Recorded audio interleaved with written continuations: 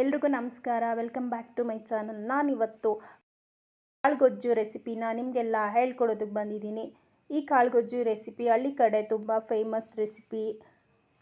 ಇದು ಹಬ್ಬ ಹರಿದಿನಗಳಲ್ಲಿ ಹೆಚ್ಚಾಗಿ ಮಾಡುವಂತಹ ಈ ಕಾಳುಗೊಜ್ಜು ರೆಸಿಪಿನ ಯಾವ ರೀತಿ ಸಿಂಪಲ್ಲಾಗಿ ಮನೆಯಲ್ಲೇ ಮಾಡ್ಕೊಳ್ಳೋದಂತ ಹೇಳ್ಕೊಡ್ತಾ ಇದ್ದೀನಿ. ಮೊದಲಿಗೆ ನಾನು 5ರಿಂದ 6 ಬಾಳೆಕಾಯಿನ ಮೇಲೆ ಸಿಪ್ಪೆ ತೆಗೆದು ಸಣ್ಣದಾಗಿ ಹಚ್ಚಿ ಅರಿಶಿನ ನೀರಲ್ಲಿ ನೆನೆಸಿಟ್ಟಿದ್ದೀನಿ.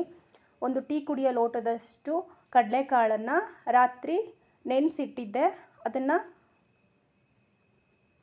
ಸೋಸಿ ಇಟ್ಕೊಂಡಿದ್ದೀನಿ ನೀರನ್ನು.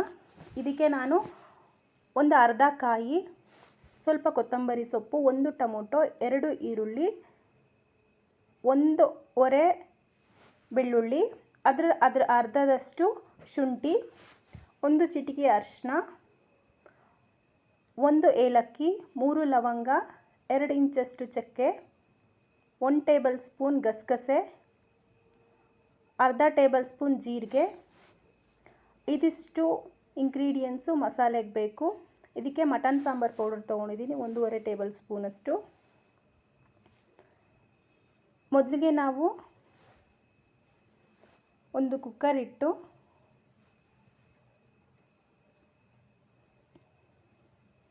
ಒಂದು ಟೇಬಲ್ ಸ್ಪೂನ್ ಎಣ್ಣೆ ಹಾಕ್ತಾಯಿದ್ದೀನಿ. ನೆಕ್ಸ್ಟ್ ಒಂದು ಅರ್ಧ ಈರುಳ್ಳಿನ ಒಗ್ಗರಣೆಗೆ ಹಾಕ್ತಾಯಿದ್ದೀನಿ.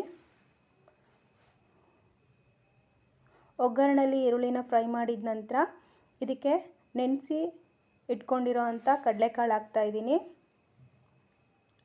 ಓವರ್ನೈಟ್ ನೆನೆಸಿ ಇಡಬೇಕು ಕಡಲೆಕಾಳು. ಈ ಕಡಲೆಕಾಳು ಚೆನ್ನಾಗಿ ಲೈಟಾಗಿ ಫ್ರೈ ಮಾಡ್ಕೊಳ್ಳಿ. ಅದಾದ ನಂತರ ಬಾಳೆಕಾಯಿ ಹಾಕ್ತಾಯಿದ್ದೀನಿ. ಬಾಳೆಕಾಯಿನೂ ಹಾಕಿ ಒಂದ್ಸಲ ತಿರುವಾಕೊಂಡು ನಾನು ಹೇಳಿರುವಂಥ ಎಲ್ಲ ಇಂಗ್ರೀಡಿಯೆಂಟ್ಸ್ನು ರುಬ್ಕೊಳ್ಬೇಕಾಗುತ್ತೆ. ರುಬ್ಕೊಂಡಿರೋ ಅಂಥ ಮಸಾಲೆನ ಈ ಕಾಳು ಮತ್ತು ಬಾಳೆಕಾಯಿಗೆ ಹಾಕ್ಕೊಂಡು ಮಿಕ್ಸ್ ಮಾಡ್ಕೊಳ್ಳಿ. ಮಿಕ್ಸ್ ಮಾಡಿಕೊಂಡು ಹಸಿ ವಾಸನೆ ಹೋಗೋವರೆಗೆ ಸ್ವಲ್ಪ ಫ್ರೈ ಮಾಡ್ಕೊಳ್ಳಿ. ಫ್ರೈ ಮಾಡಿದ ನಂತರ ಎಷ್ಟು ಬೇಕೋ ಅಷ್ಟು ನೀರು ಹಾಕ್ಕೊಳ್ಳಿ.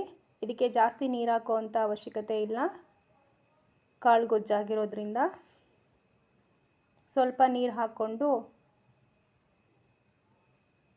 ಇದಕ್ಕೆ ಎಷ್ಟು ಬೇಕೋ ಅಷ್ಟು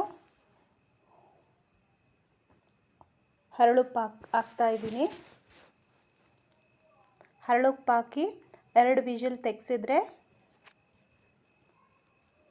ನಮ್ಮ ಬಾಳೆಕಾಯಿ ಗೊಜ್ಜು ಅಥವಾ ಕಾಳು ಗೊಜ್ಜು ರೆಡಿ.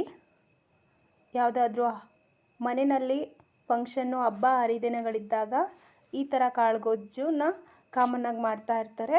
ಅದರಲ್ಲೂ ಹಳ್ಳಿ ಕಡೆ ತುಂಬ ಜಾಸ್ತಿಯಾಗಿ ಮಾಡ್ತಾ ಇರ್ತಾರೆ. ನೀವು ಒಂದ್ಸಲ ಮನೆಯಲ್ಲಿ ಟ್ರೈ ಮಾಡಿ ನೋಡಿ.